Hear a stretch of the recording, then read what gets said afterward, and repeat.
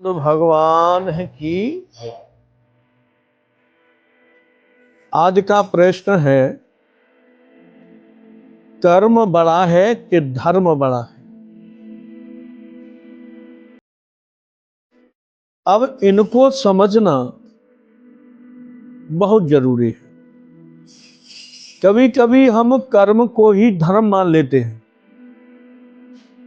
जैसे हमने कर्म किया, किसी को पानी, किसी को भोजन कराया,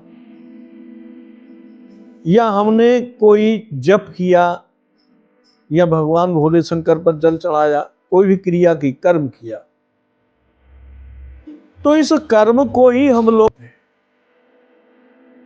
जबकि हमारे वेद नहीं मानते चीज, न गीता में कहा है, न रामायण में ऐसा कोई वर्णन मिलता है। लेकिन जनसाधारण लोग आम पब्लिक में कर्म को मानते हैं और धर्म को ही कर्म मानते हैं, जबकि इन दोनों में विशेष अंतर है। इतना अंतर है जैसे पृथ्वी और आकाश। कर्म पृथ्वी है और धर्म आकाश है। कितना अंतर है, विशेष अंतर है। अब इसको बारीकी से ही समझा जा सकता है, क्योंकि बारीकी ही बुद्धि इसका अंतर निकाल सकती है। कर्म शरीर मन इंद्रिय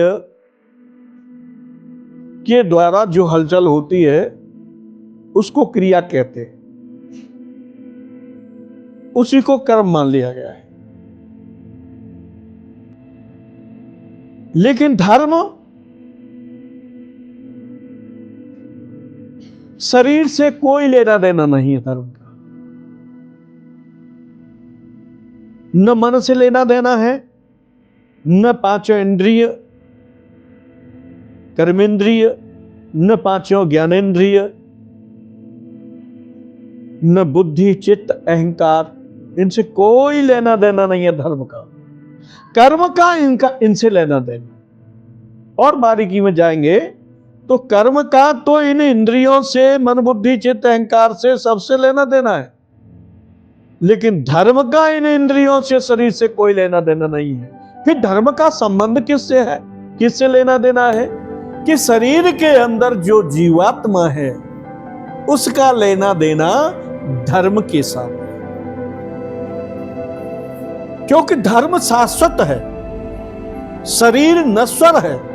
नश्वर का संबंध शाश्वत से नहीं हो सकता, और होगा तो झूठा माना जाएगा। जीव शाश्वत है और धर्म भी शाश्वत है।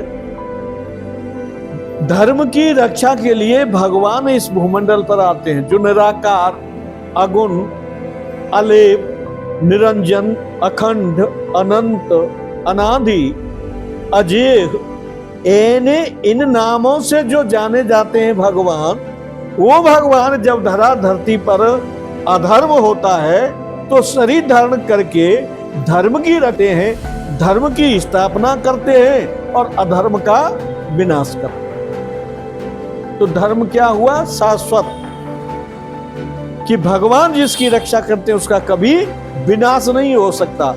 अलोप हो सकता है, लापता हो सकता है, लेकिन विनाश नहीं हो सकता।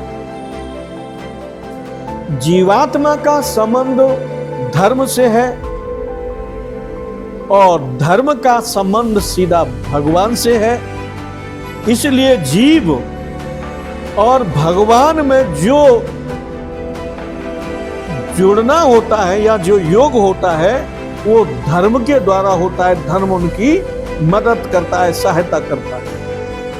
इसलिए धर्म सर्वश्रेष्ठ है कर्म की अपेक्षा। हालांकि इस दृश्य जगत में कर्म श्रेष्ठ है, और इस दृश्य जगत में ही कर्म के साथ साथ जो अदृश्य जगत है उसके लिए धर्म सर्वोपरि है।